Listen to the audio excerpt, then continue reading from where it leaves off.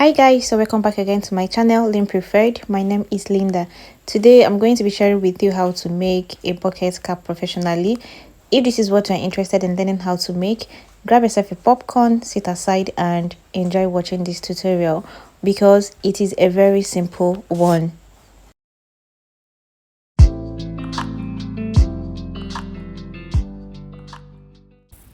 I'll be making use of this brown paper here and then these white papers. I'll be modifying these white papers, so I'll explain that later. I'll also be making use of this African print. This is a pure cotton. Okay, you can decide to work with any fabric of your choice. Just know that you're going to be working with two different fabrics if you want to make this cap. Okay, so first I'm going to fold my brown paper into two like this. Okay, and then I'll go ahead and fold it into two again. I have it in a fold of two here. I'll fold it in another two to have a fold of four, right? So as you can see, I have 1 2 3 and 4, right? So over there at the tip, I'm going to go down by 3.25. So if your head circumference is 19, 20, 21 or 22, 3.25 is okay. But if it is above 22, you can go ahead and mark 3.5. Okay, so I'm going ahead to mark 3.25 or around it like this, still placing my tape over there at the tip. Okay, so when I was done marking it, I'm going to be connecting the dots together like this. Okay, and then after that I'll go ahead and cut it out just like that. Okay, then I'll open it up to show you what I've got. I'm going to label this my A. This is pattern A. Okay, so I'll set this aside and then cut pattern B. Okay, so the length of this white paper here is 11 inches. Because my head circumference is 22 divided by 2, it is 11, and then the width is 3 inches. Okay, I'll go ahead to modify this. Like I said before, I'm going to be folding it into two like this. Okay, fold it into two, and then I'll go ahead and fold it into two again, just like that. Okay, so this is it. So I'm going to open it up. When you open it up, you will discover you have some lines there, 1 2 3. Okay, so I'm going to be cutting through these lines, and make sure you don't cut to the end. Okay, make sure you leave about quarter of an inch. Okay, don't cut everything. So just follow up what I'm doing. It is very simple. So here I'm trying to apply the splash and spread method. This is it. Okay, so I'm going to be grabbing another brown paper, and then I'll place this white paper over there. I'll place it like that, and then I'm going to tape it down. I'm going to tape it together with the brown paper. Okay, so that when I'm taking my measurement, it's not going to move around. All right, so just carefully tape it there, just the way you see me doing like this. Okay, remember I said we're going to be applying the splash and spread method. Okay, after that, the place where we cut through. Okay, so I'm going to be taking 0.5 inch over there. So this is the splash and spread method I'm talking about. So make sure the opening you have there is 0.5. This is it. Okay, make sure the opening is 0.5, and then you tape it down. Okay, I'll do the same thing over here. I'll take the measurement 0.5 and also tape it down just like that. Okay, I'll do the same thing on the last one. I'll measure 0.5 and also tape it down, and then tape the other end down. Then I'm going to use my scissors to cut this following the white paper just like that. Okay, I'm going to cut it out this way, and then this is what I have. After cutting it out, I'm going to remove the white paper to show you what I've got. So this is it. I'll go ahead and label this my B. This is pattern B. Okay, I'll also set this aside, and then I'm going to cut. This is pattern A, this is pattern B, right? So I'm going to cut the pattern C right now.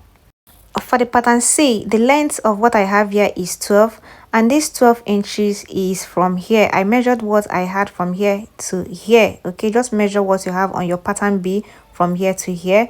So whatever measurement you have there, it is going to be the length of the pattern C, and then the width is 3 inches as well. I'm going to fold this into two like this, fold it into two. Okay, after that I'll go ahead and fold it into two again.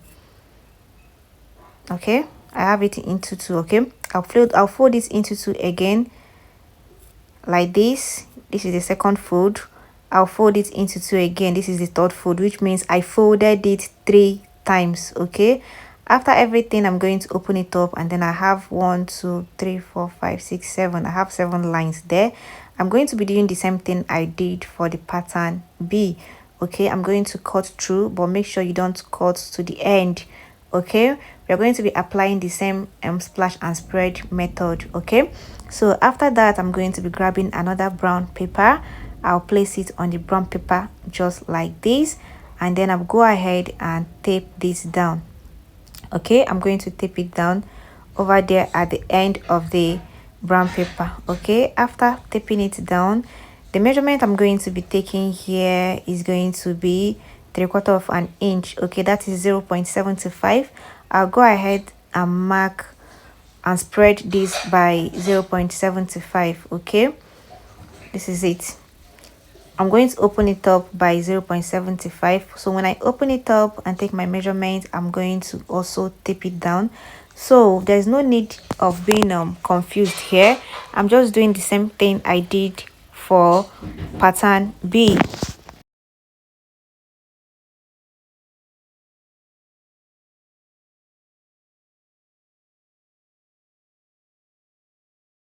So I'm going to do this, and then I'm going to cut it out following the white paper just like we did previously. Okay, so after cutting it out, I'm going to show you what I've got. All right, so this is it. I'll go ahead and remove the white paper just like that, and then I'm going to label this C, which is my pattern C. Okay, so let's go ahead and cut. For the pattern A, which is the circle, I cut it and I also added 1/2 of an inch sewing allowance. For the B, I folded it into two, and then I also added 0.5 stitching allowance all around it. Okay, it is folded into two. This is it. I folded it into two like this, and then I placed my pattern on it this way, and then I added 0.5 stitching allowance apart from the part where I folded it. Okay, so for the pattern C, I did the same thing here. I folded it into two just like that, and then I added 0.5 inch sewing allowance all around it.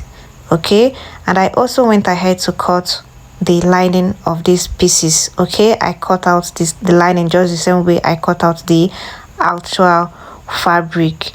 Okay, so what I'm going to be doing next is to set the lining aside, and then I'm going to be working with the actual fabric first.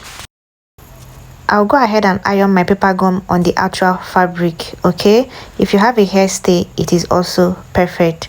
All right, so now I am done ironing my paper gum on the fabric. This is what I have.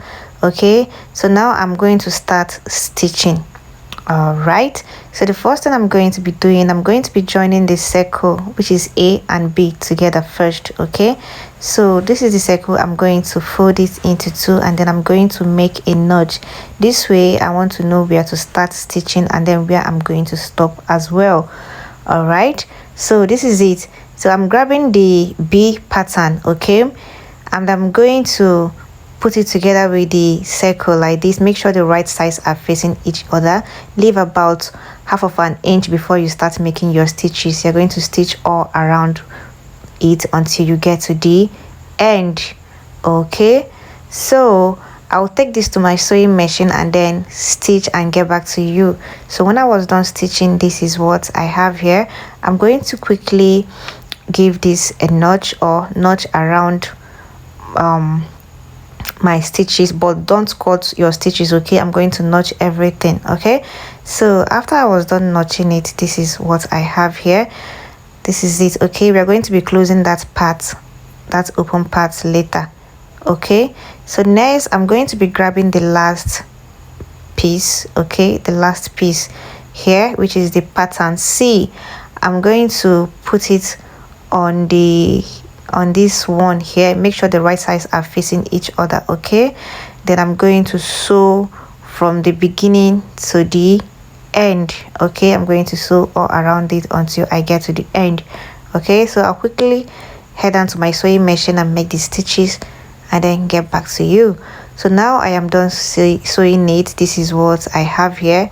I'll also go ahead and make my notches again, just like what I did previously. Like I said, it is very simple, okay? So when I was done making my notches, I'm going to close that part, that open part, okay? So I'm going to bring the two ends together like this. I'm going to make a straight stitch this way, okay? After that, I'm going to stitch or close that part, okay? So I'll quickly do that, and then this is what I have after sewing. Okay, so I'm going to set this aside, and then I'm going to sew the lining just the way I made the outer fabric. So now I am done sewing the lining. This is what I have, okay? So the next thing I'm going to be doing is to join these two together. When you're joining these two, you make sure the right sides are facing each other. Just make sure the right sides are facing each other, okay? Remember that part where we made our last stitches on the main fabric, that line there. You're going to join it together with the lining this way and start your stitches there. You're going to stitch all around it, and then remember to leave about 2 inches so that you can be able to flip it out, okay? So leave about 2 inches open in order to flip it out, okay? So now I am done stitching. I'm going to turn it out through the 2 inches I left unsewn.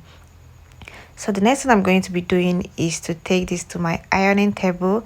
That part we left unsewn, I'm going to be using my hemming gum to gum that part together, okay?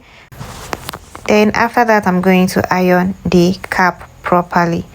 So now I am done ironing. This is what I have here. So the last thing we are going to be doing now is to make a circle, okay? We're going to be stitching around it. So from the tip of the cap, I'm going to be marking out 1 inch like this. So just mark out 1 inch, okay? You're going to mark this 1 inch all around the cap and then make your stitches around it, okay? So this part is very necessary. After making your first row of stitches, you're going to create another row, okay? From the first row of stitches, okay, you're going to mark about 1/2 inch again and then stitch around it again. You can decide to create 2, 3 or 4 rows depending on what you want, okay? So when I was done stitching, this is what I had. I don't know if you can see these stitches clearly. So this is it. So let me know if you're going to be trying this out. Thank you guys for watching this video. See you in my next one. Bye.